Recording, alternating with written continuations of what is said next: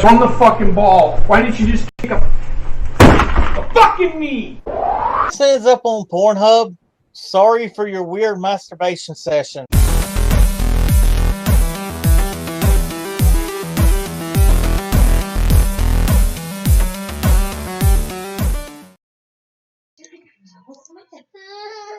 What's up, everybody? How's it going out there in YouTube land and football world?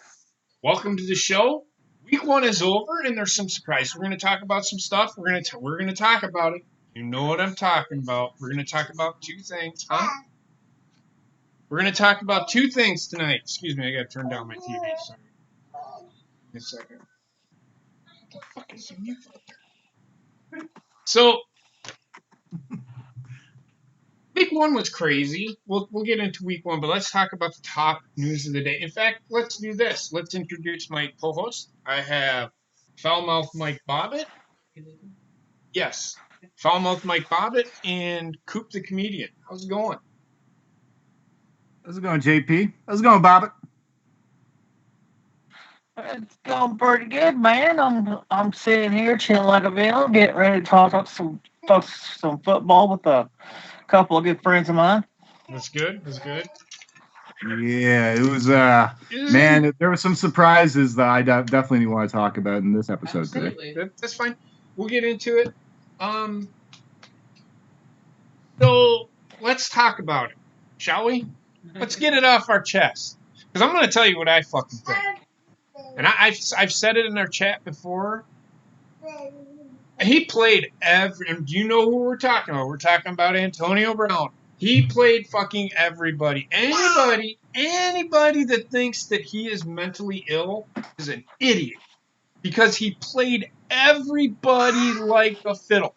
Nobody in the wrong state of mind could have done what he did. He ployed a trade or a release to get the Patriots to sign him.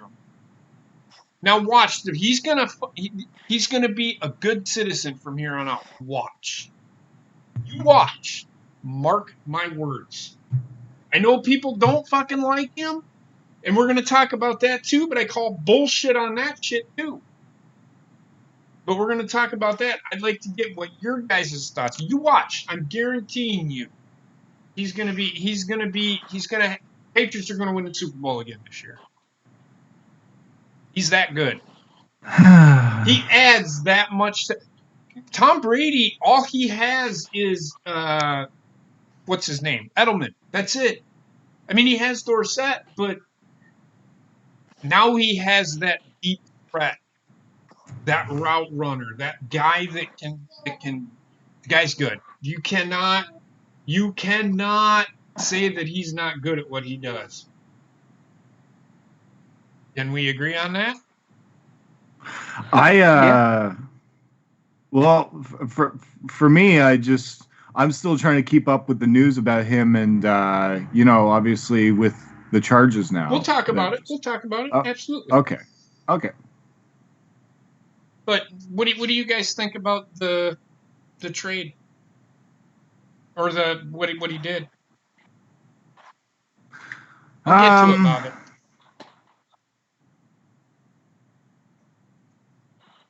Do what, JP? No, I said I will get to it. You know what I'm talking about. Go ahead. Yeah. Coop, I'm sorry. No, that's all right. I just, for me, he's been all over the news. It's just all been AB all over the place this week.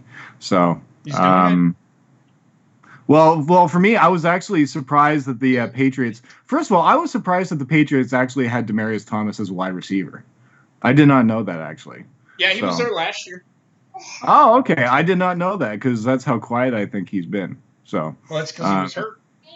That's probably why. Okay, well. So who won that trade? I think the Jets won that trade. No, they didn't. No. Really? No. For a 6th-round pick, or is he's it just injury prone? What's he gonna do for you?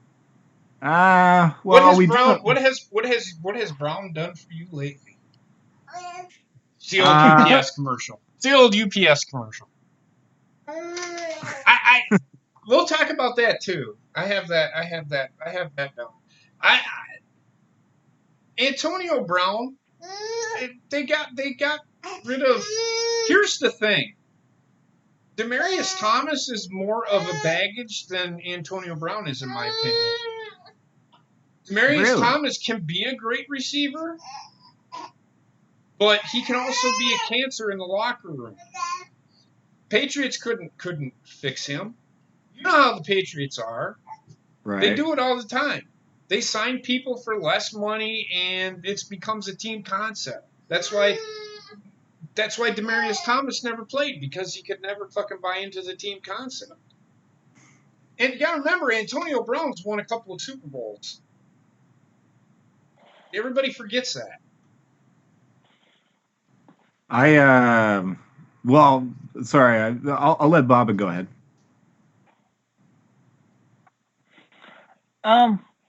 I think it was a good move on his part, because he literally went from the Raiders to the Patriots, and the Raiders aren't bad. No, they are. Raiders well, right, bad.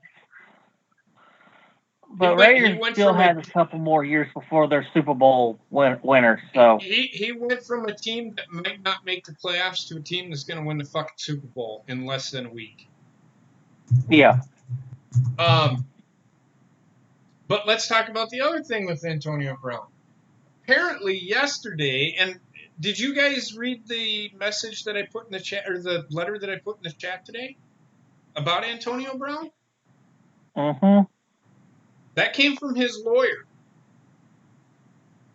Antonio Brown is not denying sexual relations with this woman. But he says they were all consensual. But I'm saying they were all consensual.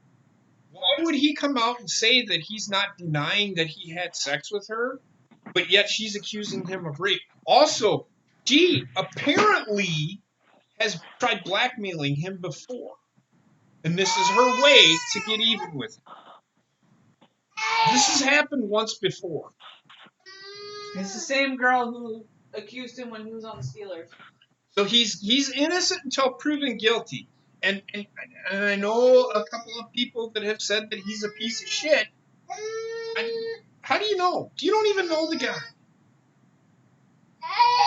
I mean, I get it from what you see on TV. Yeah, he's a prima donna. But my God, all wide receivers in the NFL are prima donnas. They think they think they are the team.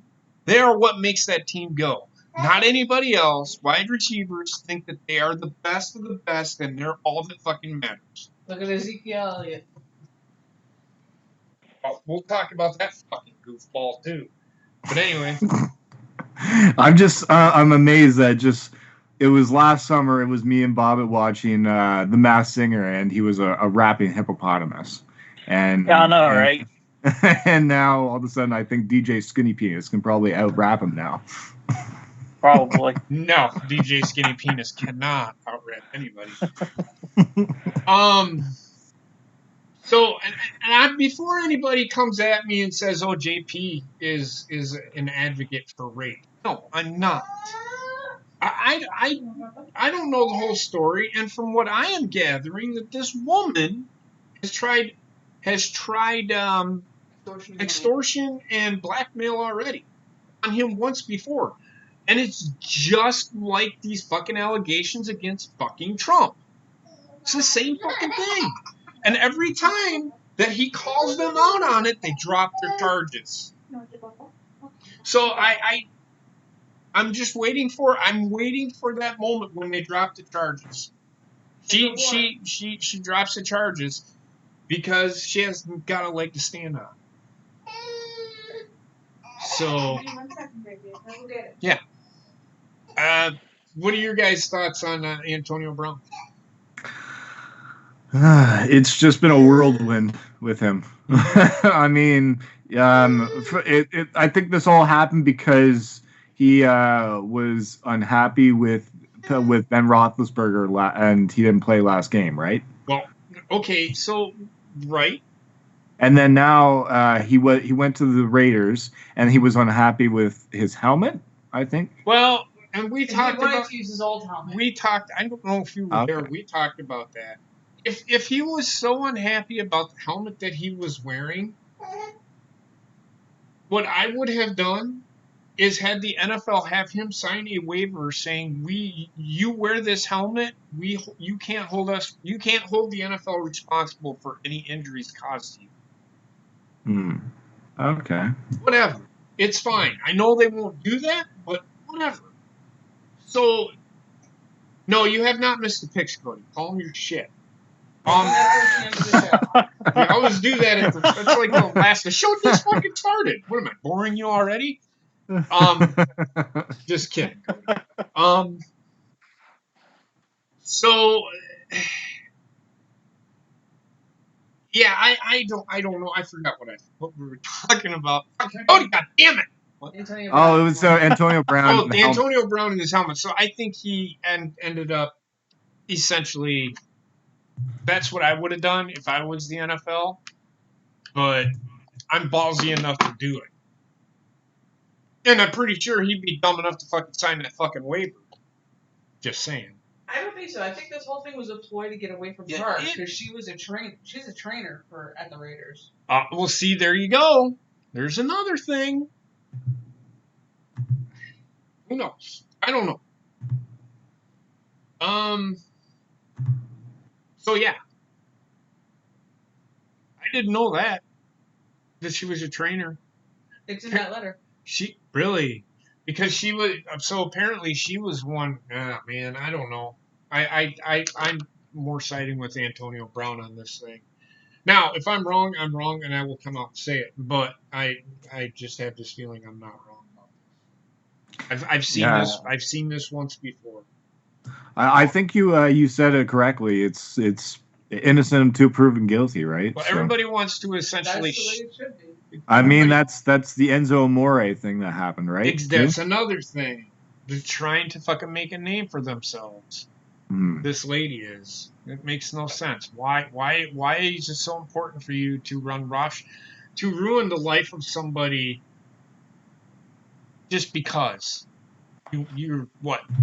The Raiders aren't paying you enough money to be a trainer? I mean, I'm pretty sure they get paid good money. Come on, man. I'm gonna say this now. If I ever become like a famous football player or something, or somebody famous, I'm gonna treat women a lot like a fucking alien from another planet. I'm just gonna avoid that shit altogether. I would too. I would too. I'm still hoping that we'll get famous on Pornhub for our intro that we have there, Bobbit. Me too. Yeah, maybe. So let's talk about it. Let's do a little recap of last week. So my big thing that I took away, and it surprised me, and that was Green Bay. That defense looked really good. Mm-hmm. Their offense looked a little shady, but I think they can shore up some things. I think LaFleur was trying to be too cute with his play calling, a lot like the Cardinals and their play calling. We'll get into that game here in a minute. But I was impressed with Green Bay. They did not let Chicago get anything. It was nice to see that defense actually show up and play. I was impressed. They scared me. I totally agree. They looked really good there. They didn't look good in preseason because they were making, and I've talked about it. They made a lot of simple mistakes. So they must have done something. They've changed up some things. They're blitzing, their blitz packages. They're stunting. They're stunting more often now. I like what they're doing. So we'll talk about that when we do our picks too. I'm going to talk about Green Bay's defense. I'm still on the fence with that game. Another thing. What's your takeaway, Coop? Well, first of all, the Trubisky I think just looked terrible as a quarterback that game too. They kept the reins on him. It's like they didn't let the leash go. Yeah. What was it, like 9 out of 10 times they had to punt the ball for the Yeah. first 10 drives or something like that? Yeah. Yeah. So, yeah, man, they pushed Trubisky and he just was all over the place. So hopefully he gets tuned up. But the shocker to me, it was the Cleveland Browns. Yeah. Just wow. I did not expect them to do Well, that. what did I say about fucking Baker Mayfield? He looked like a rookie in that game. He was all over the fucking place. Yeah. So yeah, I he was all over the place. I laughed. I literally laughed because Yeah. he was making mistakes that a fucking rookie doesn't even make. He's making mistakes that uh, college players make against Alabama.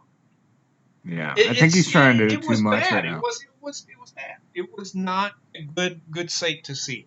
Just gonna tell you No. that right now. But I agree with you. Browns was another thing. We actually watched the end of that game. It was 15-13 with like what 12 minutes left in the fourth quarter, and then there was like a pick. I didn't they get a pick six? Wasn't there a pick six in that game? I'm trying to remember. I think there might have been. I mean, that was defensive. That was another defensive clinic. With they 3 turnovers, 3 interceptions by Baker Mayfield. They couldn't run the ball. You have probably one of the best wide receiving corps in the NFL, and you can't complete a pass to any of them guys. Come on, That's man. terrible.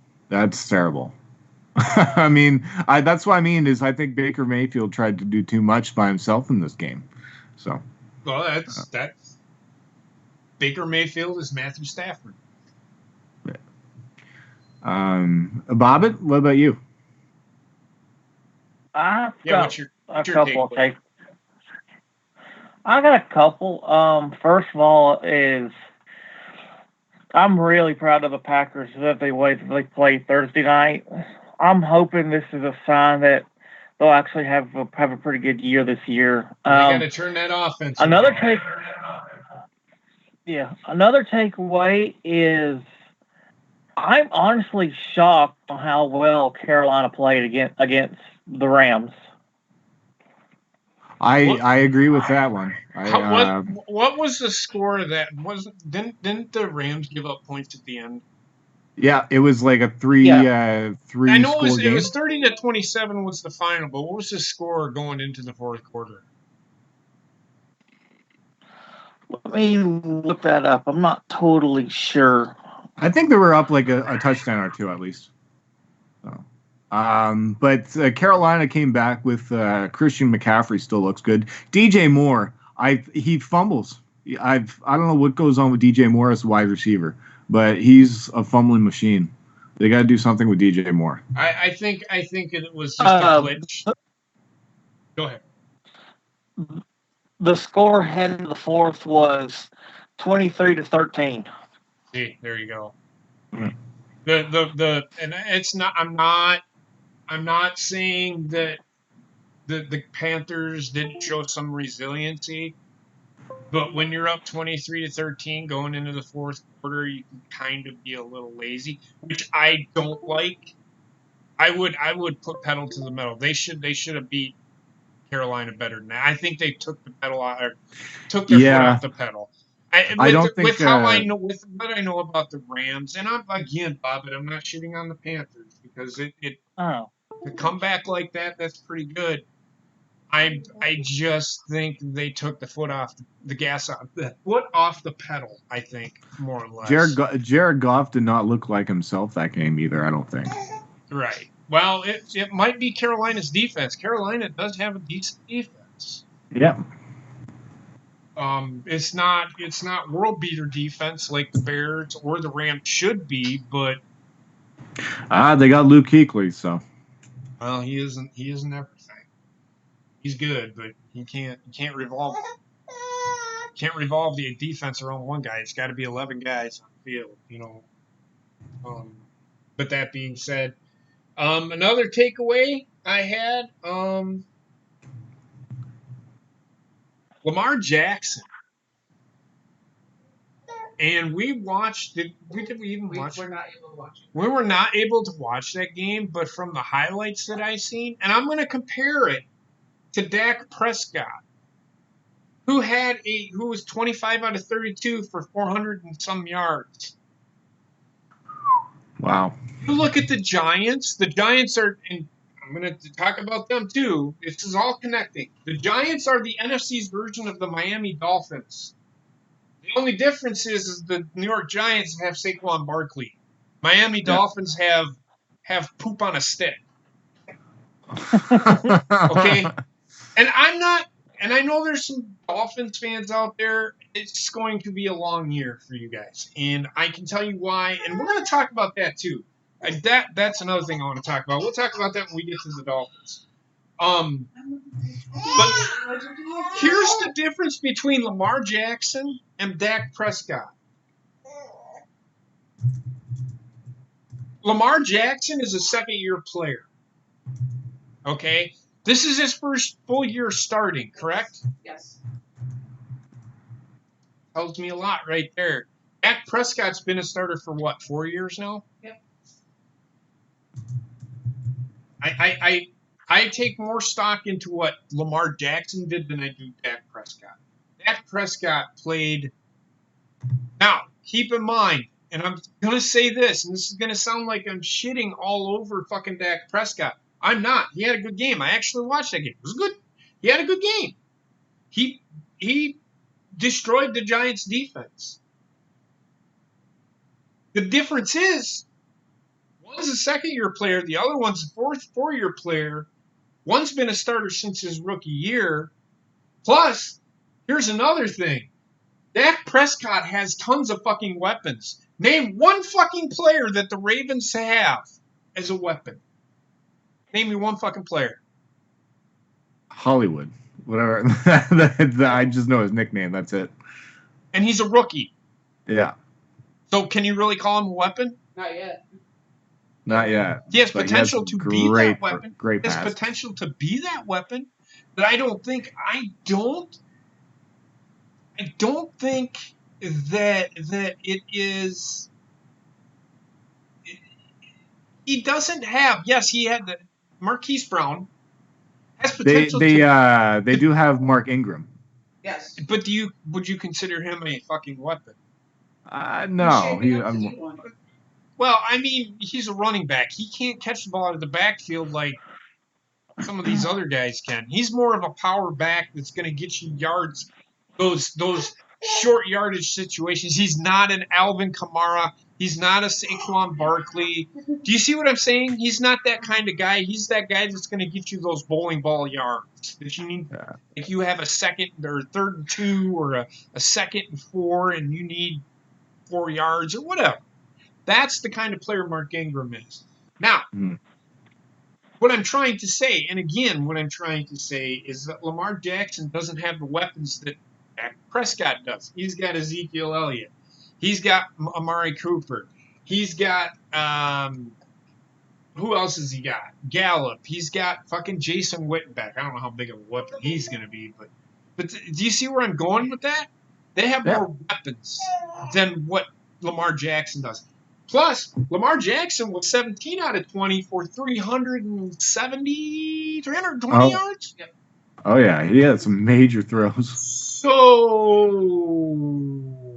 I take more stock into what Lamar Jackson did than what Dak Prescott. Right. That's just me. And I'm not shitting on Dak Agreed. Prescott because Dak Prescott had a pretty good game. What are you looking for? I think it's just Lamar Jackson had just an outstanding performance. So, compared to an excellent game and an outstanding performance kind of thing. So I think both of them had a great game. So.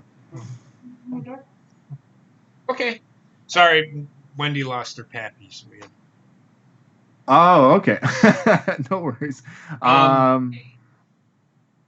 Go ahead. Oh no, I'm done. So the next thing I want to talk about, and let's talk about the Patriots and Jets trade real quick. Let's get that out of the way. I think it's a lose for the Jets and a win for the Patriots. The Patriots just stocked up more picks. That's watch. They're gonna turn that 6th-round pick into a 2nd-round pick. Watch. It's what they do. It is what they do. In the long run, and how long are they gonna? How long are the Jets gonna have Demaryius Thomas? 1 year. Right. So who's it gonna pay off to in the long run? That's the way I look at it. That's why I think the Jets lost in that trade. But the Patriots dumped some salary Right. onto the Jets. So now the Jets have to pick up the tab. The Patriots aren't picking up the tab. The Jets Yeah. are. Which it hurts the Jets. That's why I think the trade hurts the Jets more than it helps. It'll help them, but how much? The Jets are borderline going to make the playoffs. He does bring I guess maybe kind of like a mentorship because he's been around for a while, I guess. But I mean, he from what the Jets played against Buffalo, they definitely I think need a little bit of an upgrade when it comes to their weapon core because Sam Darnold did not do well, I don't think, in that game. So I don't know. It's like the Jets seem to be in a desperate spot where they need a little bit of an upgrade, and I guess Demaryius Thomas could be an upgrade. Well, he will be, but not in the long term. And the Right. Jets need long term. They don't need short term. You're a Jets fan. You know that as well as I do. They need long term help. Now, that being said, I think Sam Darnold is going to be okay. Right. Let's keep in mind the Bills do have pretty good defense.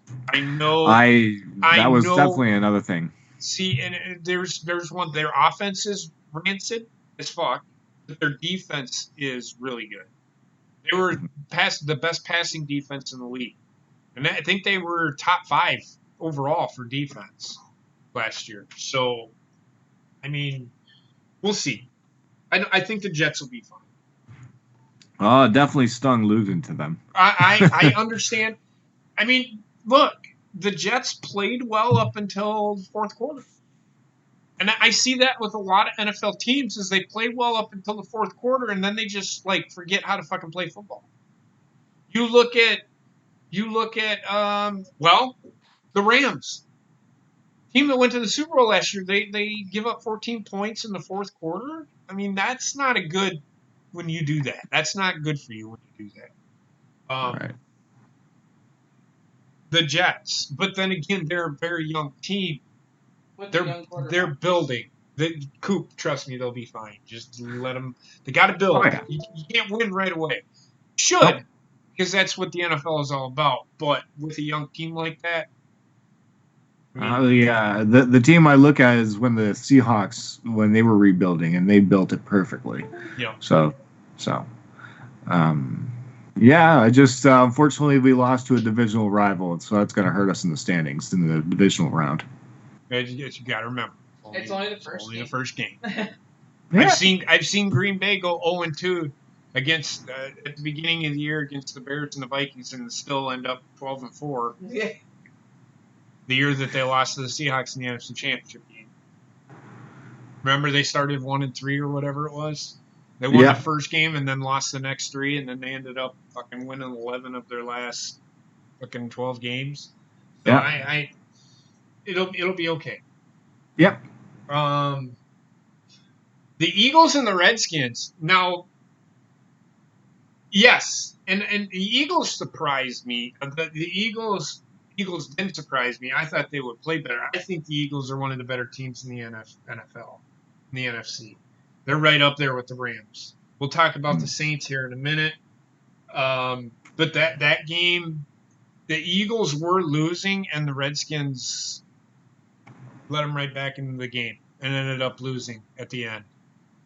That's resiliency by one team and fucking absolutely horrendous showing on defense for another.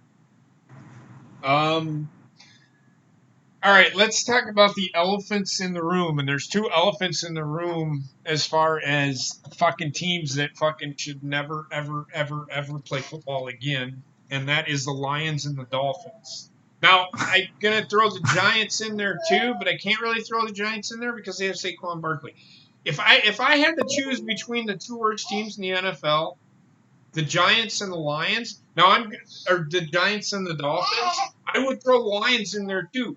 How in the actual fuck can you be up 24-6 to a team that has a rookie quarterback? A rookie, I'm saying it again. How the actual fuck do you give up a lead to a rookie quarterback in the fourth quarter of a game? You didn't lose, but you sure as the fuck didn't win. And I'm not. I said this in the chat. In the sideline study chat. I'm not picking on Shrek. I'm speaking utter truth. And this isn't because I hate the fucking Lions.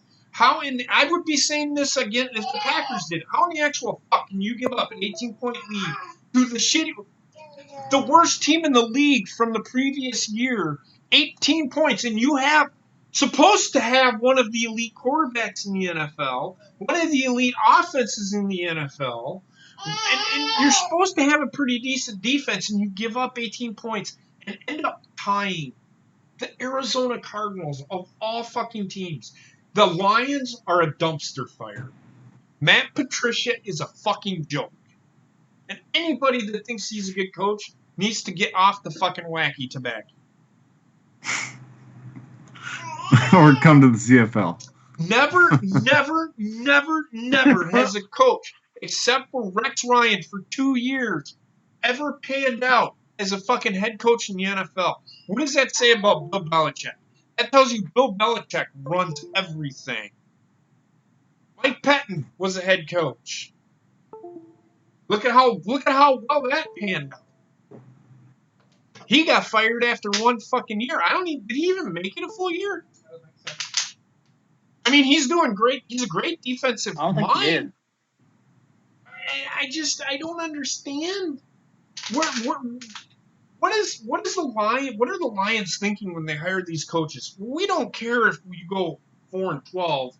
Just be competitive. What the fuck kind of shit is that? That just seems like the kind of fucking team the Lions have. Or the kind of front office the Lions have. We'll go 4-12, but as long as you're competitive, we'll be okay. Come on. Bill Parcells, well, hold on, Trek. Before you say Bill Parcells, Bill Belichick was a Bill Parcells guy before Belichick became a coach. If you remember correctly, Bill Belichick was a head coach in Cleveland and sucked.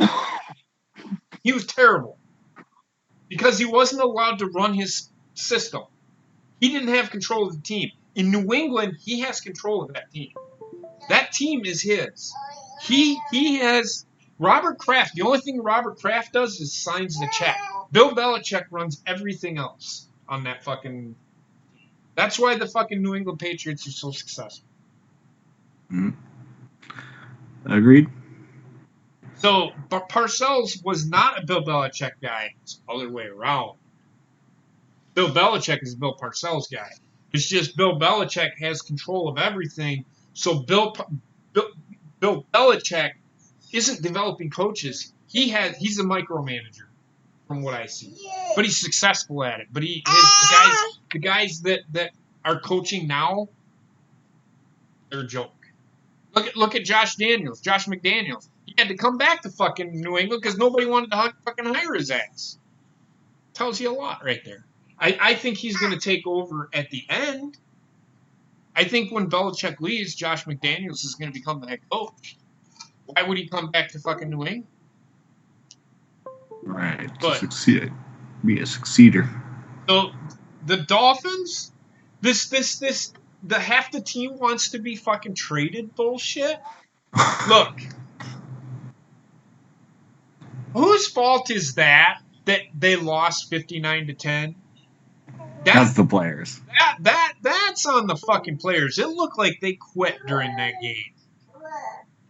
There's a few of them out there that were still giving their all, like your rookies and your second-year players and those guys that are thankful to probably be playing in the NFL, those unsigned rookie free agents. But for Bobby McCain to come out and say he wants to be traded, why don't you actually learn how to fucking play football and actually do something with your fucking career before you decide to say, I want to be fucking traded. This team is a dumpster fire. Shut the fuck up. Sit the fuck down. Let the coaches do their fucking job. This is a young fucking team. Again, this is a young fucking team in Miami. It is going to take some time. You aren't going to yes, and I have said it. The NFL is all about winning right now, but sometimes you have to start somewhere. Yep. They're going to win a couple of games. They're going to win 2-3 games this year by sheer luck, but they're going to win 2 or 3 games this year. And I know I'm ranting a lot. I'd like to get your guys' thoughts, but it's just, God damn it. Half the team wants to be fucking traded. If I was the owner of that fucking team, I'd be like, yeah, fuck you, get the fuck out of my building. Gone. General manager, trade their ass. Trade them. If Bobby McCain thinks he's worth a fucking first round pick, fucking trade his ass. He ain't going anywhere. Nobody's gonna fucking pick half these guys up because they wouldn't even fucking make it on the fucking team with the fucking attitude that they have. Wanting to be traded, it's like that fucking thing with Sasha Banks. And I'm gonna use this analogy, which I don't think is true anyway, how if she was actually throwing a fit on the floor, like a literal fit, like everybody fucking said she was, shame on her. But if she is actually upset because they weren't using her properly, I can understand that. That doesn't, but I think what they did with her is they let her just do her thing. Look at where she is now. She's the hottest heel in the fucking WWE. But so my thing is, if you're a player on this team, do something. Show me that you care, and then I'll think about getting rid of you. Because if I put you on the trade market, I'm not going to get any more than a 6th round pick for your dumb ass. Right. So just be quiet. Yeah. That's my thing. I totally agree with basically everything you said. I think the guys are just ignorant, and it's their first game, and it's on themselves for not playing good in that game. And I think they're just being babies. Now, if it continues, then I can see coaching. But Jesus Christ, you can't. Pretty soon, you can't just keep firing coaches just because. Because if you keep firing coaches, you're going to be back to the coaches that you had fucking 4 years ago, and then what? Come on, man. I just don't see why they think that they are justified in asking for trades and shit when they can't even perform on the field for the team that they're playing for. Bobbit, what are your thoughts?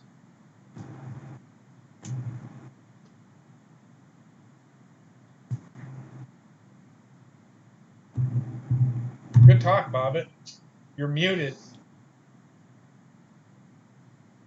I didn't even realize that. Sorry about that. It's all right. Go ahead. But I've been going back and forth on this for a couple of days now, and ultimately, I agree with you 100%. If they feel like, that this team's not going to get any better, they're going to be all drama queens about it, just let them fucking go. Mm-hmm. They're going to find out real soon that they should have stuck in Miami. Right. And there's more hungry players. There's people out there who would love to play for the Dolphins right now. Right. So it's just let them go. If they're going to be this way about it, fucking do it. Yeah, but then the problem is you're going to be getting players that are a lot. Well, they might actually want to fucking be there, and they might actually fucking do something for you. I can't disagree with that. Exactly. And hi, Chauncey. How are you? I seen you in the chat. I was talking. So yeah. One more thing, 2 more things, and then we'll get onto our college corner. The Saints from Monday night. And then there's one other thing that I want to do before we get out of here. The Saints. I don't know what the fuck they were doing, This is the ultimate thinking that they are better than the other team and almost losing. This is having an ego.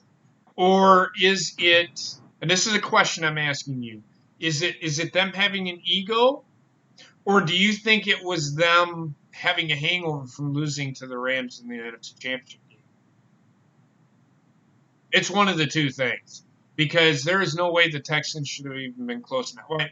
They shouldn't have had a lead late in the game. I don't think it was a hangover because Drew Brees, he has an ego, but it's not an overwhelming ego. It's an earned ego. I don't think any. Well, and the kind of ego that I am talking about is I'm better than everybody Cam else. Newton and barbed wire hat kind of ego? Yeah, Cam Newton and What the fuck was that about? What he wore. We'll talk about that real quick. That's kind of It funny. looked like he wore barbed wire. Yeah, I don't know, but the Saints. What do you think, Coop? What do you think? I Ego? think actually, I didn't get to see them that game, so I don't really have a comment. Well, but, they were losing pretty much the whole game. Okay. I mean, I've always had a problem with Saints defense. Like, they're supposed to be good, but I feel like you can score points on them for at least like 20, 23 points a game. Mm-hmm. Right. We've been good, Chauncey, by the way. Bob, what about you? I think it's a little bit of both, honestly, because you gotta think about it. Last year they was fucking hot. They like everybody thought they was gonna make the Super Bowl, and when that call happened, I think that's what deflated the team a little bit. Was that one call? Whether you think it was a right call or not, that's not the point of this. But I think that's what deflated them this year. I think it's going to take them a year to bounce back to what it was last year. Mm-hmm. Okay. So the last thing, well, actually, I'm going to talk about one other thing. How about the Raiders, man? They look pretty fucking good. I actually think they look pretty good. Yeah, they did. They look decent. They look good. Just going to say it right now. I don't think they're going to win the AFC West, but they're going to be competitive. They're going to be competitive. They're going to be competitive. I think they're back on track.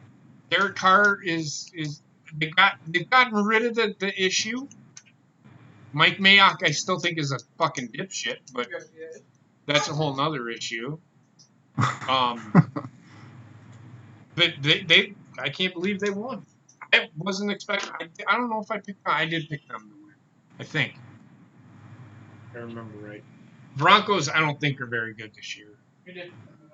I don't think the Broncos are very good this year. Well, the Broncos have a new quarterback. They're still getting used to it. Joe Flacco, he's a Super Bowl winning quarterback. They have fucking Peyton Manning. You should be able to use the Joe Flacco. But that's I can't buy that. But it is what it is. Pittsburgh Steelers. I don't think they're going anywhere this year. No. What do you guys think? They look terrible. What did I say about Ben Roethlisberger? Without fucking Juju Smith-Schuster, he had 6-7 catches for I don't even know how many yards. But they let him get his catches. But my God, Moncrief was dropping balls left and fucking he dropped I don't know how many balls on fucking Sunday night. I think he dropped like 5 balls. I was sitting there watching it. This guy sucks. Yeah, he came from the Colts, right? I think so. Yes, he did. He was good last year. He was decent. He's dropping balls left and right.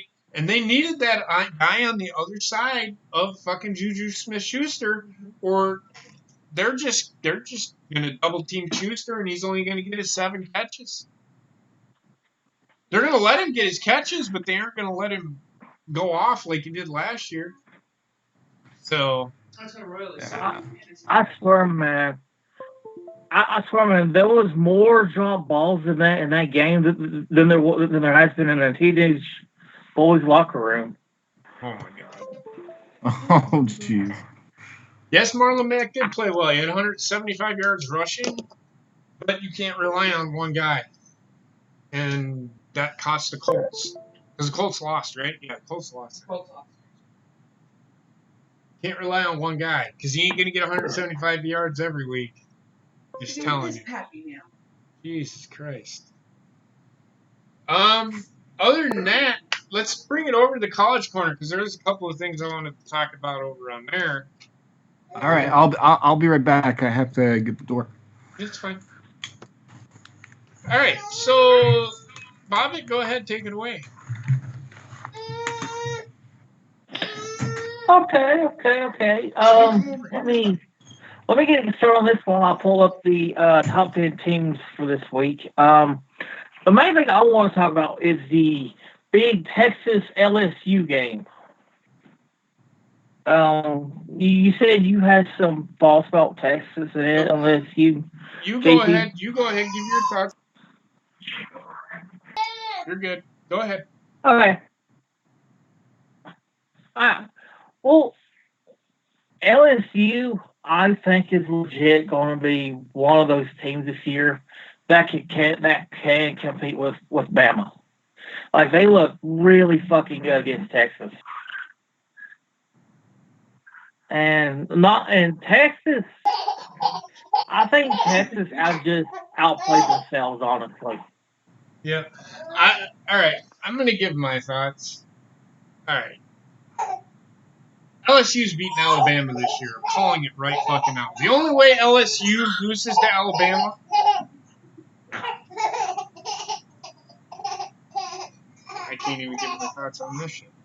The only way LSU loses to Alabama. Right? The only way LSU. Trying. The only way LSU loses to Alabama is if the players fuck up. If they don't do what Coach Orgeron tells them, that they will not. That is the only way that I see. I legit think LSU is beating Alabama this year. The way that they played. Now, that being said, they have to shore up their defense at the end. That being said, I'm going to say this. Texas is pretty fucking good. Texas is really good. Yeah. They're a legit top 10 team. They are a threat to Oklahoma. LSU, I'm not saying LSU is going to win. I'm not saying LSU is going to beat Georgia. I'm not saying they're going to win the national championship because they aren't beating. Nobody's beating Clemson this year.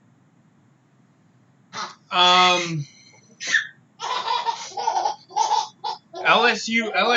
I watched that game and I really think LSU could.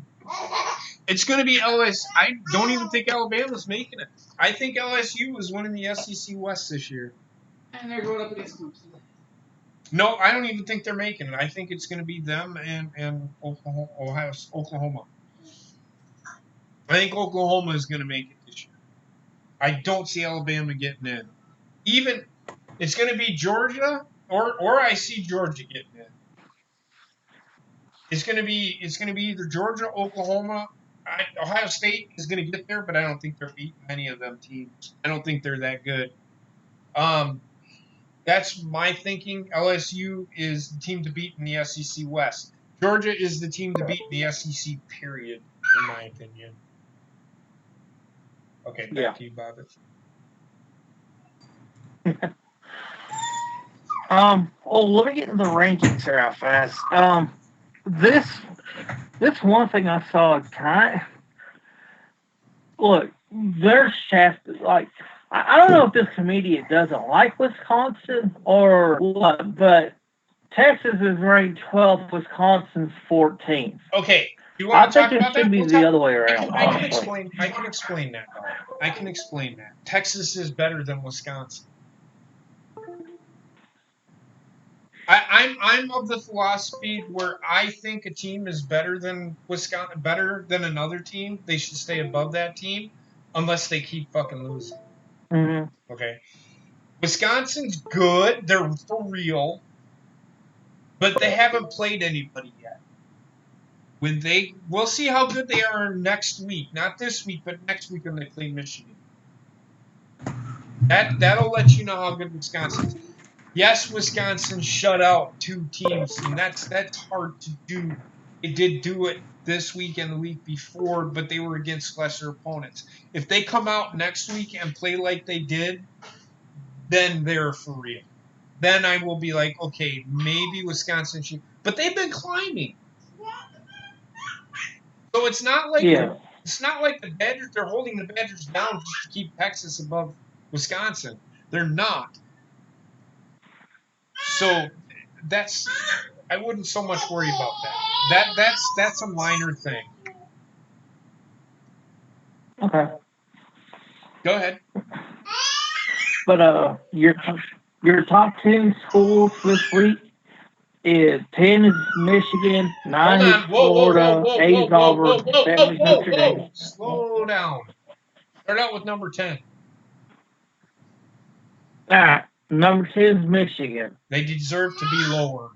I'm going to say this. Yeah. Michigan barely beat Army Saturday. This is where I disagree with the ranking. Michigan should drop below Texas. Texas is better than Michigan. Go ahead, Bobby. Who's number 9? Florida. They stayed, right? Or did they drop? Yeah. Yes, or they dropped? I don't know. I think they stayed. They stayed? Well, they couldn't because Texas was number 9. They must have been number 10. Go ahead. Yeah, must have. All right. Number 8 is Auburn.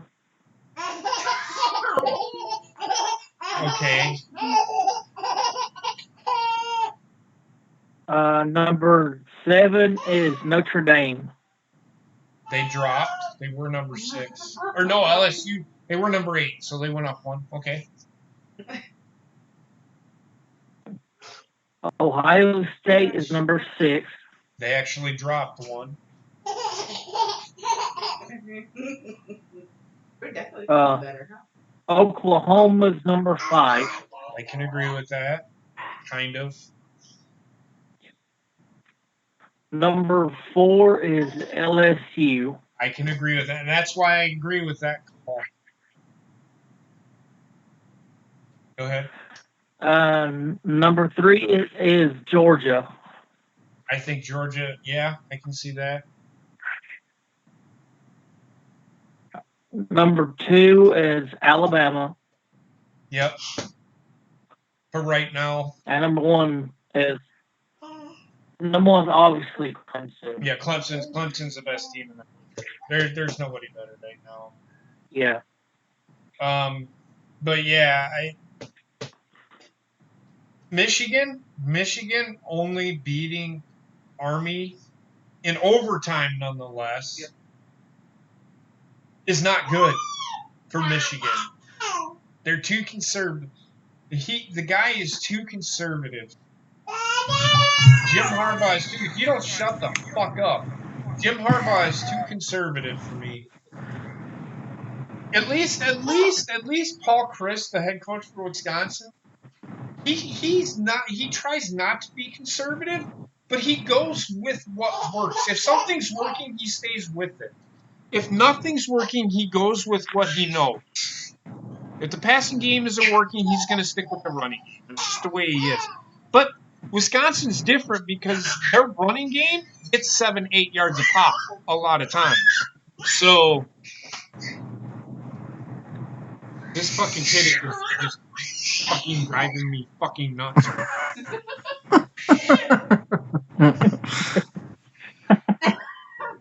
No, she's actually has her mother in a headlock right now. So, anything else you want to add about the college corner there, Bobbitt? No, just want to talk about those two things, and I'll be back next week with the rankings and all that. So Okay. We'll talk about what the takeaways from last week. We'll do that once a week. The takeaways from this week to last from the week in college football, I think. Hey. So, all right. So that being said, are we ready to do our picks? Yes, sir. This one. Yeah. All right. So, Heather, did you put it in here or no? No, I did not. Okay. So Heather has last week's results, and everybody, because the Lions and Cardinals tied, everybody got a half a point. Holy shit! Let's pick it up. What the fuck are you talking about? So If it's hard to read, I got it. At the bottom of what did Trek get?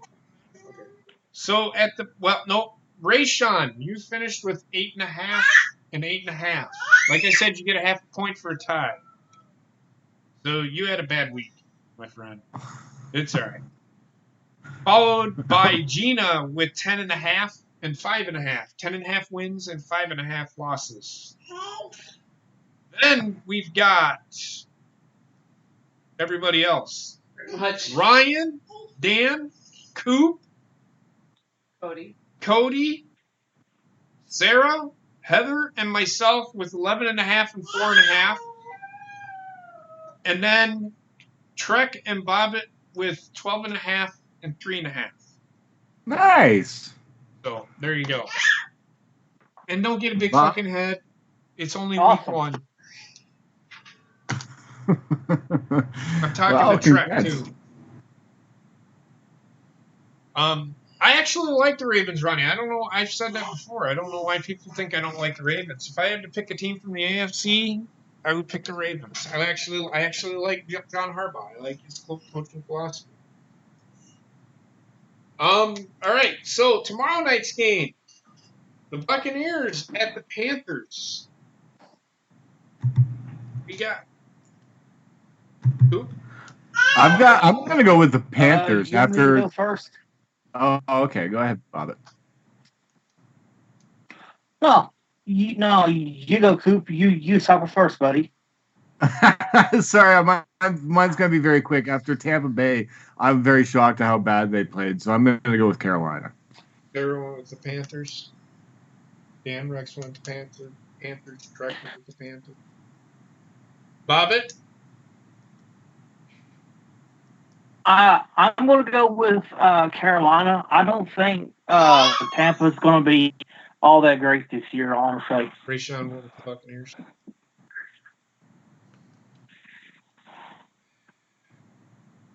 I don't think the Buccaneers are going to be as bad as people think. I disagree with you there, Bob. They're going to be competitive. I don't think they're going to win a lot of games, but they're going to be competitive.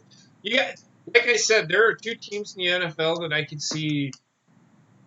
Well, 3 teams that I could see not being competitive, and that's the Lions, the Cardinals, or the Lions, the Giants, and the Dolphins. They're 2 teams that are not going to be competitive. But I am going to take the Panthers, but it's going to be close. It's going to be close. And the Panthers have issues of their own on offense. They have a quarterback that likes to wear barbed wire on his hat.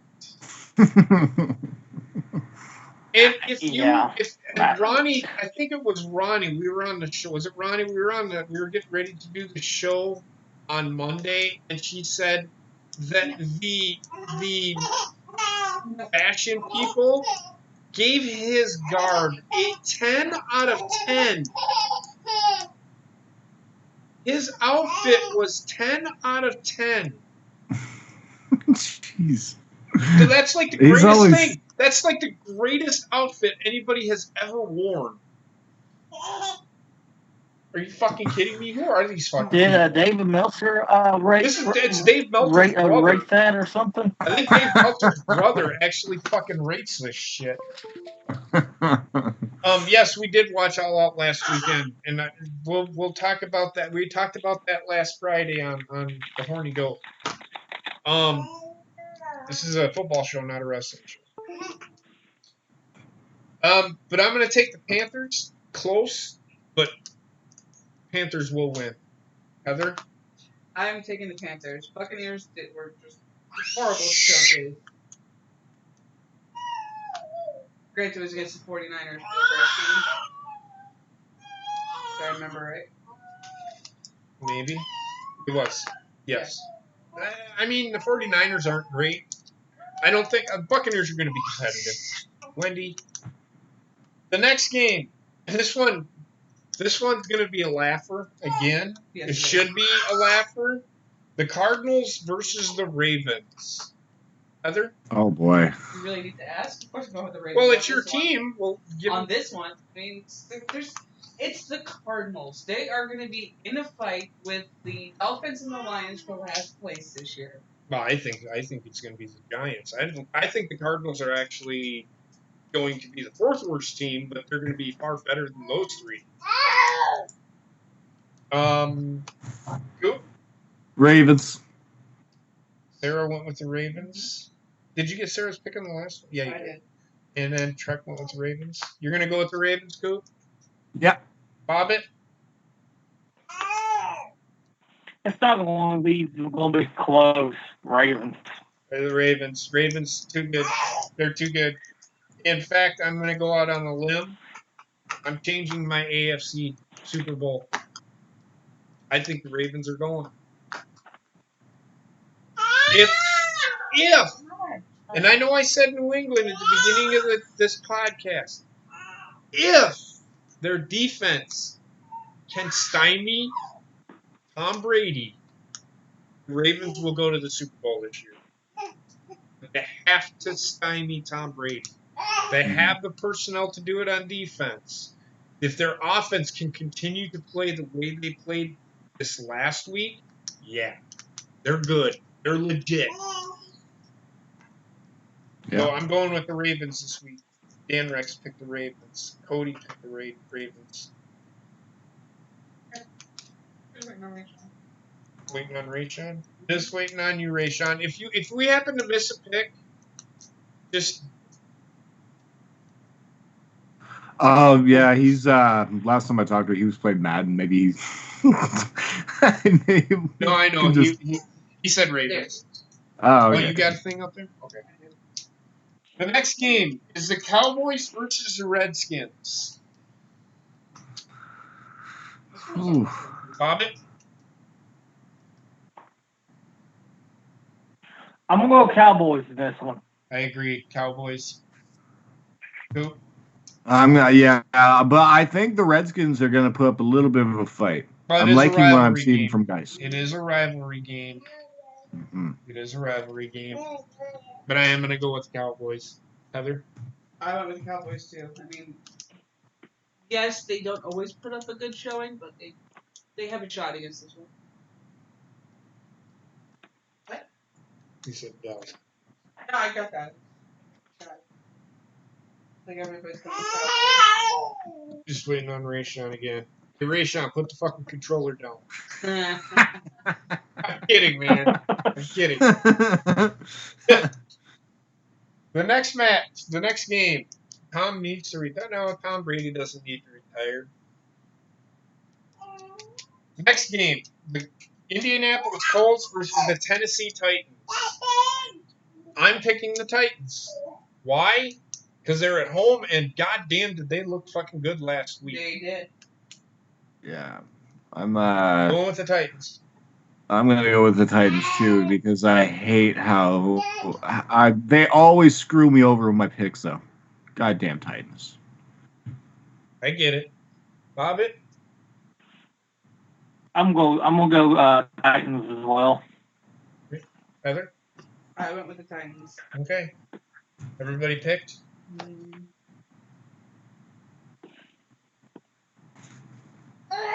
They got to weren't the Titans like 1 win away from making the playoffs last year, or weren't they in playoff contention last year? Mm-hmm.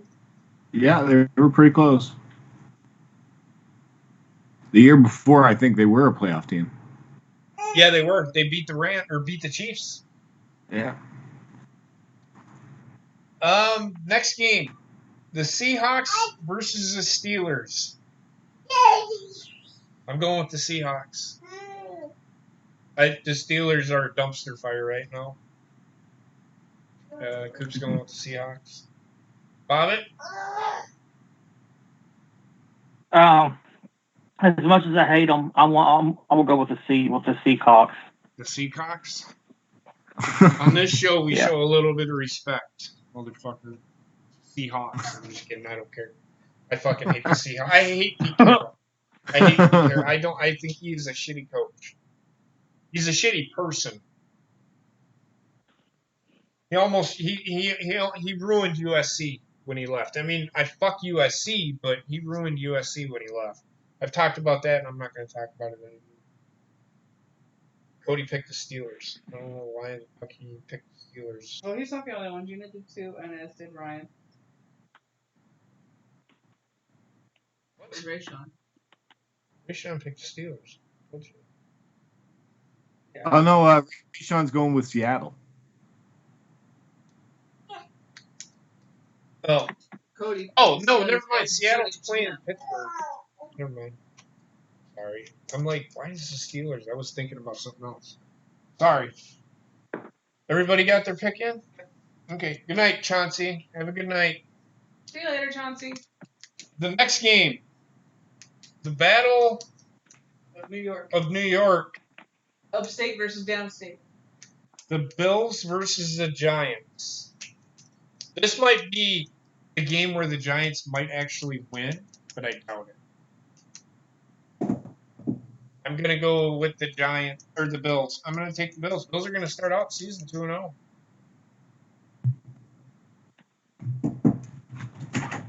Bobbitt? Yeah, I'm going to go Buffalo. Okay. Heather? I went with the Giants. Ooh. The second worst team in the NFL. I know. Coop? I'm going to go with the Giants because I think they might, with Saquon Barkley, have a little bit more firepower than the Buffalo Bills. Even with Le'Veon Bell. Mm-hmm. What did Le'Veon Bell do? What, the Jets? Yeah, he's with the Jets. What did you do this past weekend? Not much. I mean, the Jets still think Le'Veon Bell is better than Saquon Barkley. Mm-hmm. So that's why I'm still picking the Bills. If they can shut down, I mean, look at what the Cowboys did. Saquon Barkley had that little bit. He did a little bit of thing. He didn't have a great game. He didn't have a bad game, though. He had that one long run, and that was the only thing he really did the whole game. I think Saquon Barkley is up there, but I think the Bills are just going to have better. They have the better defense. Defense wins championships. Defense wins games. Yeah, Giants have a fucking horrendous defense. It is as bad, if not worse, than the Dolphins' defense.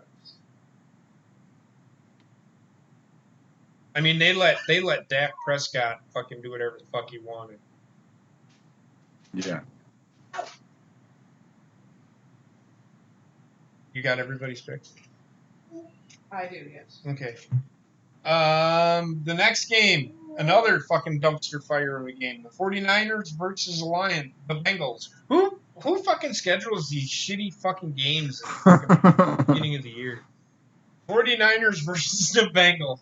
I am going with the 49ers. I think the Bengals are right up there with the fucking Lions.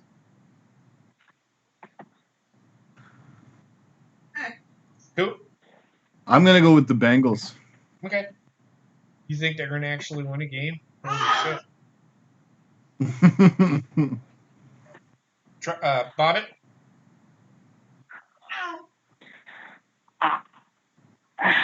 Oh God. It's like choosing between AIDS and herpes. Good Lord. 49ers, I guess. You gonna go who? 49ers. You want 49ers, Heather? I'm going with 49ers. the Bengals. I mean, this might be the only Ohio team that does good this week. Why do you say that? Who did the Browns play? No, they'll Browns are beating the Jets. Sure about that? Sure the Sorry, Coop. Oh, no worries. Everybody good? Yes, no. Yeah, I got one. Next game, Chargers versus Lions. Now, backstory: Chargers have a lot of people hurt. They have Derwin James is out. I'm still gonna go with the Chargers because, well, it's the fucking Lions. I like what I've seen from Austin Eckler, so I'm going to go with the Chargers. Yeah, I do not like what I've seen from the fucking Lions at all. I'm talking like a football fan, a fan of football. If I was a fan of the Lions, I would be upset right now. You again, and I said it earlier. You don't go walk into a fucking fourth quarter with an 18-point fucking lead and give it up to a rookie quarterback that has never played in a fucking NFL game except for preseason. You don't. People, Kyler Murray is not that fucking good. He is not that good. Not yet. I don't think he'll ever be that good. Come on. What kind of dope is fucking Matt Patricia been smoking? Because I fucking want some. Oh, we'll just be lazy in the fourth quarter. You can't. You can't. That's a dumpster fire in Detroit. Mm-hmm. I'm going Chargers by a long shot. Heather? I'm going Chargers. I mean, they're going to dominate that game because the Lions are just that awful. Yeah, they did. Well, they aren't awful. They had an 18-point lead and then fucking blew it, which tells me that they didn't care or whatever it was. You can't give it up like that. And last but not least, Bobbit. Motherfucker, I gotta go with my Chargers, motherfucker, because they going to the Super Bowl this year, motherfucker.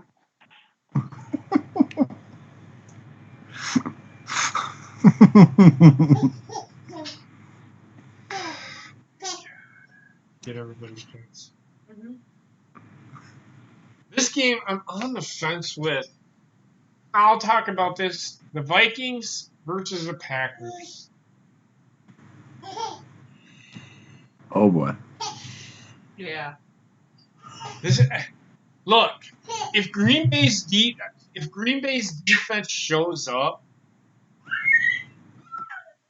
they're winning. I'm gonna go with the Packers. I said this at the beginning of the year. I really don't want to fucking pick. But the one thing that I do want, I will tell you this: I'm going to pick the Packers. I'm taking the Packers. But the one thing that I will pull away from this, if the defense shows up like they do, like they did fucking, Jesus Christ, like they did last Thursday, they're winning. They're winning a lot of fucking games because their offense will catch. Yes, the Packers are playing at home. That's another reason why I'm picking them. It's just one of those games. It's a trap game. The Packers played well against Vikings last year at the beginning and ended up in a tie, and then the Packers just fell off the face of the earth after that. I think Aaron Rodgers he played hurt all year. He's healthy. I think they'll be fine. I think it's going to be close. It's going to be like 20-17. I don't think it's going to be. Packers versus Vikings.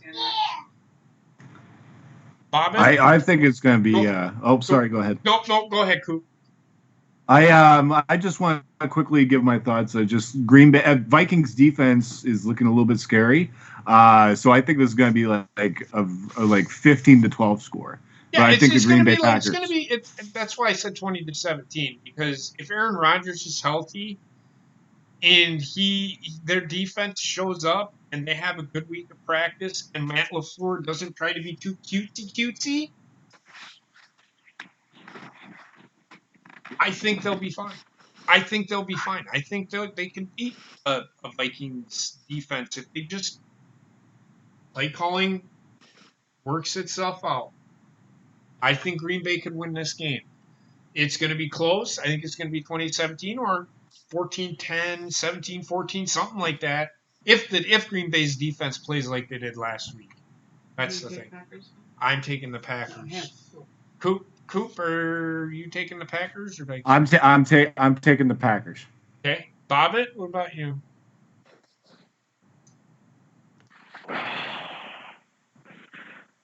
I'm gonna go with Green Bay. Okay, Heather. I went with the Packers. Okay. It's gonna be a tough fight, that's for sure. It's gonna be It should be if both defenses, if Green Bay keeps playing the way they did with their defenses, like they did last year, I think it's going to be an interesting game for sure. The next game, and did you get everybody? I did. The Jaguars versus the Texans. Texans showed a lot of moxie against the Saints. I like their offense. They're able to move the ball. I think their offensive line could use a little work. I don't think it's a bad offensive line. I don't think it's a great offensive line. It's serviceable. And that's all they need. If they can move the ball against the Saints, who supposedly has one of the better defenses, with that offensive line, like Sarah said, she goes, they have their offensive line isn't very good. They look pretty good to me. They're able to move the ball pretty good. I'm going with the Texans. Jaguars, they lost Nick Foles. And yeah, go ahead. I'm not gonna pick the Jaguars after just losing their star quarterback. And they traded somebody that doesn't probably know the playbook at all. So I'm gonna go not choosing the Jaguars. He's going to Texans. Bobby? I'm gonna go with Houston. Okay. And that's sad to say because I think the Jaguars' defense is pretty good, but they aren't going to keep them in. They aren't able to move the ball. They aren't winning. But you got to have some semblance of an offense. You got everybody? Just waiting on Rashawn, but you can go on. Okay. Pretty sure he's gonna go with Texans. Patriots. I'm just gonna go with the Patriots. They're playing the Dolphins. Everybody's going to Patriots. If anybody goes with the Dolphins, you're a dumb shit. Rayshawn's going with the Jaguars. I got him. It's the Patriots. I'm going with Patriots. Just Patriots. Everybody's picking the Patriots. Anybody that picks the Dolphins, you need to reevaluate your life. And I mean that in the nicest way.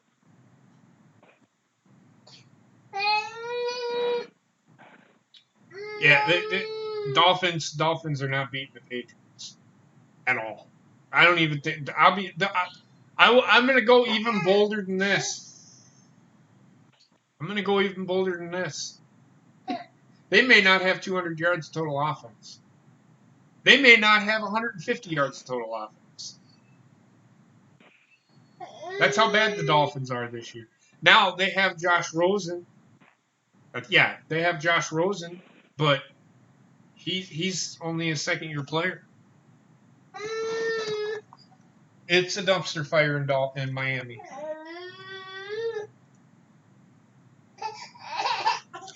Yes, but Rayshawn, trust me, this is a completely different team. Like, they don't have the players that they did last year. No, you're getting tired. You want to finish. She's getting to that point of not going to leave me alone, and I'm not going to be able to. Everybody pick? Yep. Okay. Next game. Chiefs at the Raiders. I'm going with the Chiefs. I know that the Raiders had a good game last week, but I think the Chiefs are going to be slightly better. The Chiefs are going to be better. Let's just put it that way. Bobbitt? Yeah. I am going to go Chiefs. I'm also gonna go with the Chiefs.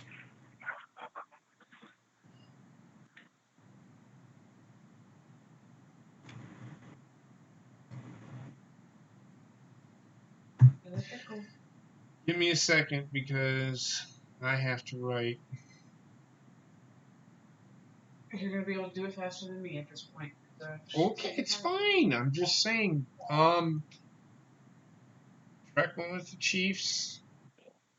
Cody went with the Chiefs. All right. Next game. Rematch, the NFC Championship game. Saints versus Rams, and this time it's in Los Angeles. I'm going with the Rams. Why? Because the Saints laid a fucking egg last night. Or Monday night. They look like shit. They better shore up what they're fucking doing there, or they're not going anywhere this year. The Rams are better than the way they played on fucking Sunday. I guarantee it. Rams are beating the Saints. That's my pick. I agree. I'm going with the Rams as well. Bobbitt? I'm going Rams. Heather? You already wrote yours down. Well, who did you pick? You picked the Chiefs. Sarah went with. Trek went with the Rams. Ow. Sarah went with the Rams. And Sarah, get better. I know that you just had surgery yesterday, and I had to shout you out. We're thinking about you. Keep doing what you're doing and get back on your feet. Rayshawn picked the Rams. Yes. Get well, Sarah. Cody picked the Saints. The Aints, because that's what they are. They ain't gonna win. Dan Rex went with the Rams. Next game. The Bears versus the Broncos. I'm not even going to talk about that one. The Broncos, again, Bears. another game. I'm going with the Bears. Yeah. Broncos. I'm going with Bears. Broncos are not very good. Broncos are not very good. They're better than the other teams that I said are complete garbage, but they're not. They might finish in last place in the AFC West. Back went with the Broncos. Of course, a loser picks a loser. I'm kidding. Damn it. So difficult. Rayshawn picked the Bears. Sorry I'm not talking, guys. I'm actually writing down the picks. What? You got me down for the Bears too, right? No, I did not. I did not hear what you said. Heather picked the Broncos. I'm surprised by that. You going with the Bears there, Coop? Yeah. Yeah, I'm going with Bears. You going with the Bears there too, Trek? That's what I thought. You need to listen to reason sometimes, man. Just saying. Cody, I'm waiting on you. The next game is the Eagles at the Falcons. I'm going with the Eagles. Same. I'm going with the Eagles. Why am I going with the Eagles? Because they're better. Falcons are fucking garbage. Oh, I didn't see it, Cody. Thank you. Heather went with the Falcons. I don't know why. Bobbitt? I'm going to go with the majestic Eagles. Eagles.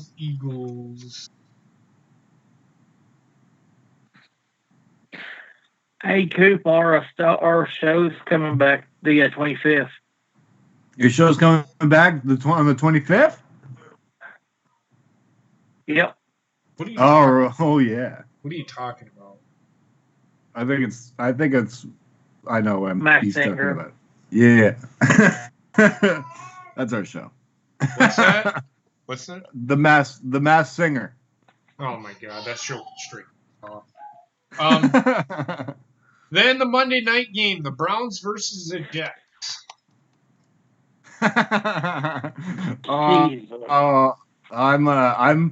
I'm actually gonna go with the Browns. I am too.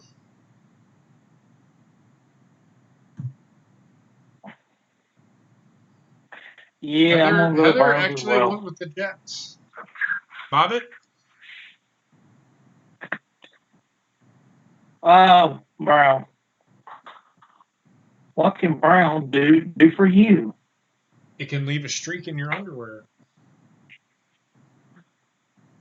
It can. It can.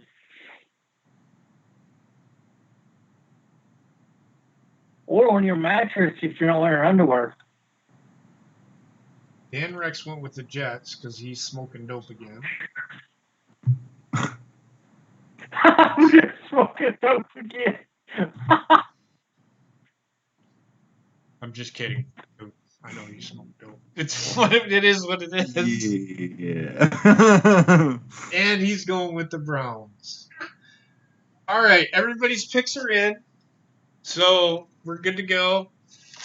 That is essentially the end of the show. However, we all know what today is, and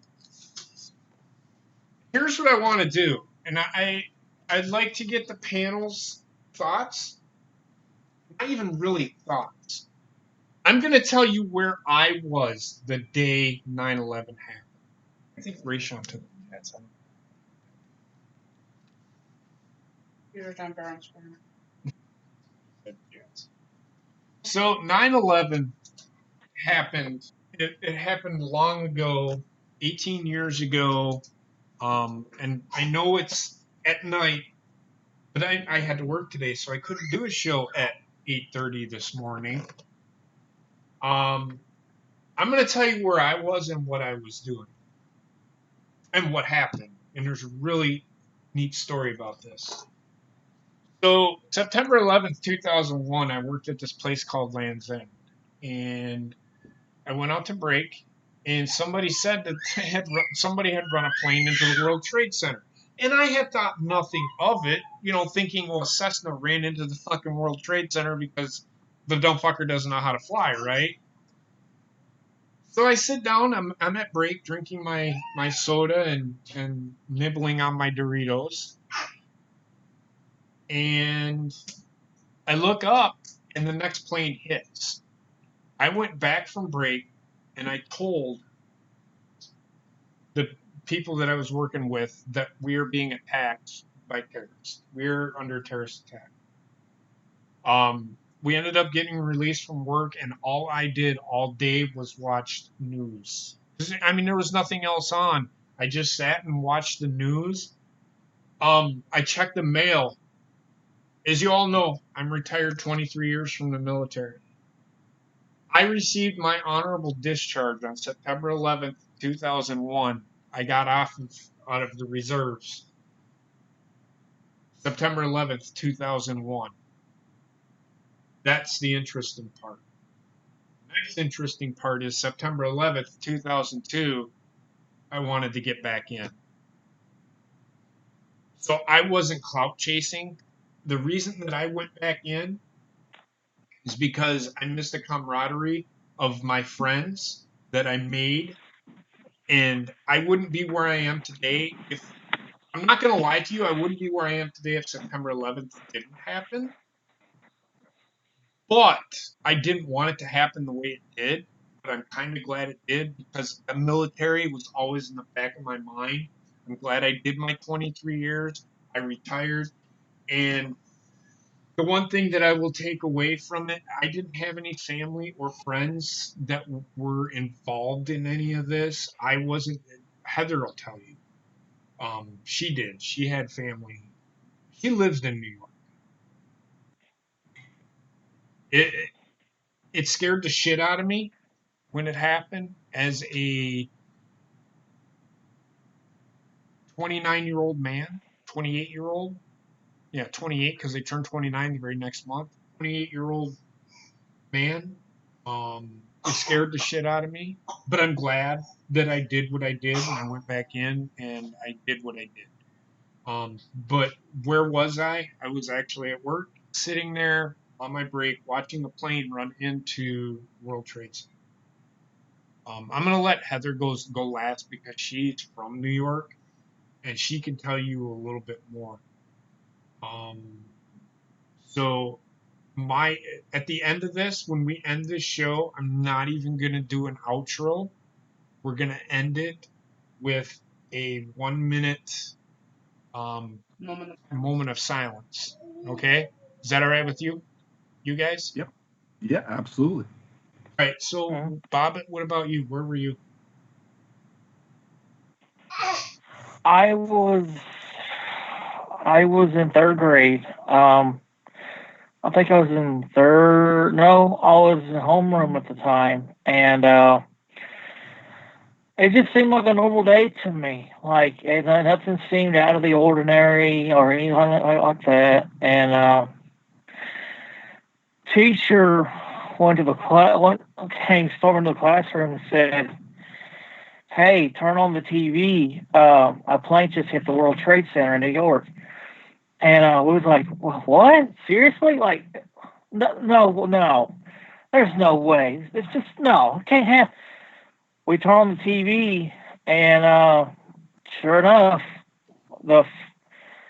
it was right there on the screen. The first building had that giant hole in it, and we resumed class the rest of the day. And during recess, somebody told us that it was like, "Hey, the World Trade Center is gone," and I at the time I didn't grasp the situation, but when I got home and I immediately I had rabbit ear television at the time back when that was a thing, so the only station I got was PBS.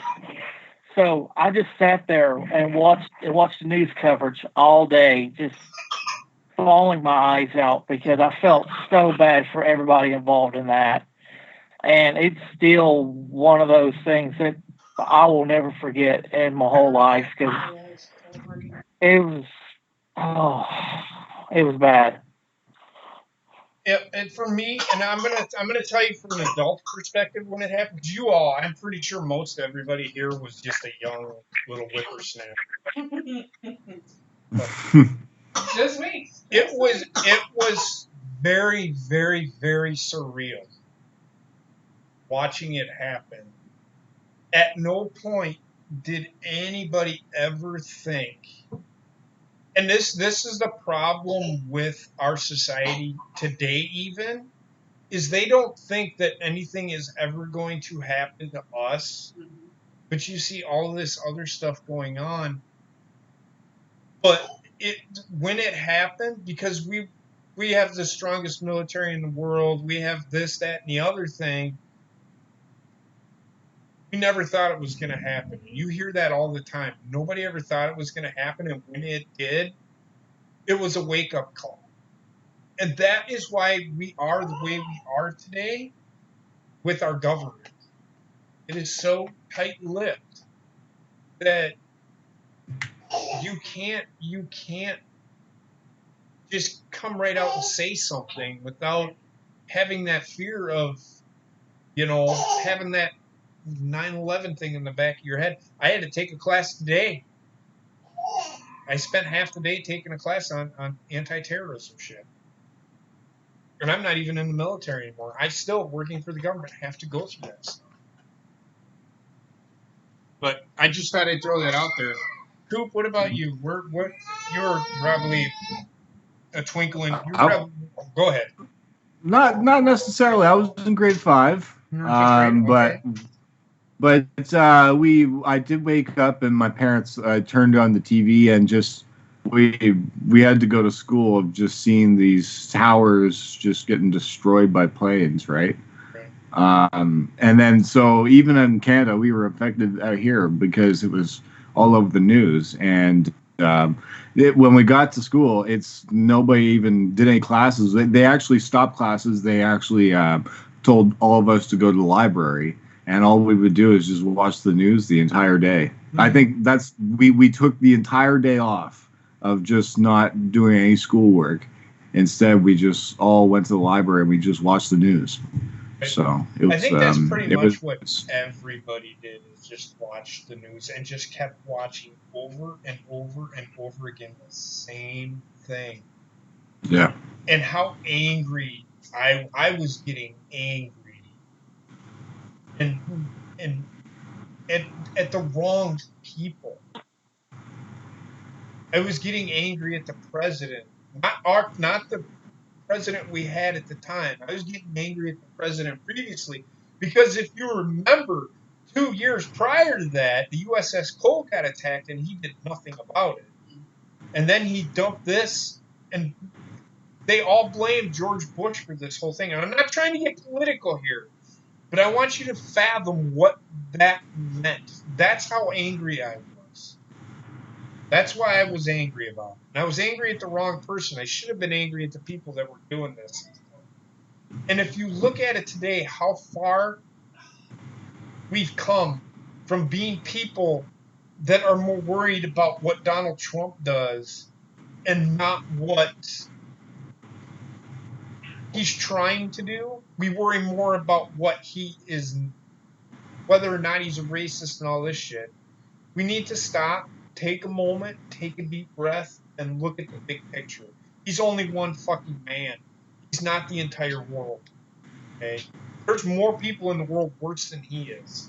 And 19 of them motherfuckers are 10 times as bad as he was. Maybe even 100 times. Because anybody that wants to fucking run a plane with people in it, into a fucking building, or into a fucking, into anything, to harm people, are the worst scum of the earth fucking people you could ever fucking meet. So, when you're sitting there shitting all over Trump or shitting all over somebody, think about that for a minute before you even, before your thoughts even go there. I do it sometimes because 9/11 isn't there anymore. It happened 18 years ago, so it's always subconsciously in the back of your mind. It's not as relevant. But it's not as relevant anymore, which is sad. But I'm gonna leave it to Heather because she lived in New York, and she actually, and Rayshawn said that he had a uncle that worked in the North Tower. I don't know what he said, but I think he said he was there when it happened. But Heather has a family member that worked in the tower, but wasn't there that day. By the grace of God. But she lived in New York, and I'd like to get her perspective what it was like that day in that city. Because I hear it, but having somebody that is right here, it brings back memories, and it's really surreal. So, Heather, go ahead. With that day, I remember getting to school. So how old were you? It was my second year of high school. So Heather's old too. Yeah. Go ahead. Yeah. Out of this panel, yeah, I'm the second oldest. The first night anyway. It was my second year of high school. I remember getting to school, everything was fine, and then there were some rumblings going on in the hallways, but my teachers at the time were just kind of self-centered, so they didn't really pay attention to it. They focused on their class. I had the morning lunch period, which everybody knows is the worst lunch period to have. By then, the newspapers were starting to print articles about the first plane going into the first building. And those newspapers were being handed out left and right in the cafeteria. I was reading all about it, hearing about it on radios that kids had, because back in the days when CD players were still around, they had FM radios in some of them. They were listening to the radio, listening to those reports, and it's like, okay. At that moment, I had completely forgotten that my aunt actually worked in one of those buildings because it was a new job for her. So I go to my next class, not thinking anything of it, and it's my history class at that point. Which actually, she sat there and had a pretty good assessment of everything that was going on, and she had some wise words to say. She, at the moment, said, we need to continue going on as if nothing had happened to show them we're not afraid of them. So then I hear over the loudspeaker, Heather, please come to the main office. So I was like, okay, what did I do now? So I head down to the office, and I see my mom there, and she is completely panicked. For those of you who don't know, my mom has since passed away. So having this be one of the last memories with her is kind of rough on me at times. I get into the office, she grabs me, we run out of the building. I can't get in touch with her aunt. Take my phone, call her, do whatever you can. Like, why are we trying to call Aunt Diana? Because she works in that tower. Trying to get through to her, it took us 6 hours. I imagine. Well, I think there was a reason why. It's because everybody was trying to get a hold of everybody, and it probably jammed the towers and all that shit. So this is also early cell phone technology. So we're right. And wasn't there like a cell phone tower on top of the Trade Center that might have caused that problem as well? Yep. And Renee, I did not know that you were from New York. And a shout out to your uncle. Thank God, I think he said he's okay. He lives in Florida now. That's God bless. And ultimately, Heather told me this. The end of this story. The end of the story is, to move it on, she actually was able to get a hold of her, and everything is okay. Is she still around? She's still alive, but she's fighting a whole bunch of different diseases now. So it's just like, okay. But so for this day, it means it's one of those days or one of those things, and this is more than football, and this is why. And if you remember, sports became, and it's kind of lost that luster today with the whole fucking kneeling for the national anthem thing, and the politics of everything gets more involved than the sports do. We watch sports to get away from the drama of life. At least I do anyway. I'm sure Coop does, Bob it does, Heather I know does, and everybody else. We watch sports to get away from life and just take us somewhere and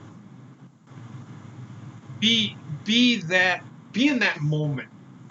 Feel the excitement. 9/11 took that away from us, and then it came back, and it was so much more than just a game to me. It put everything into perspective for a lot of people. It put everything into perspective for me.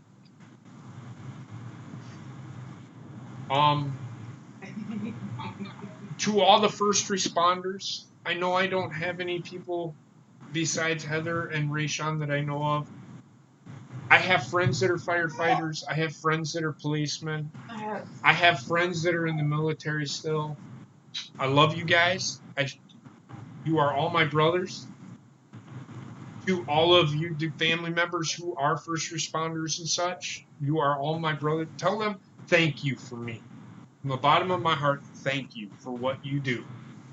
And to all of you family members out there that have family members in those situations or in the military, tell them the next time you see them, tell them that JP. No, you know what? I'm not even JP right now. Next time you see them, tell them that Jeremy, former sergeant, military, says thank you very much for your service and thank you for what you do.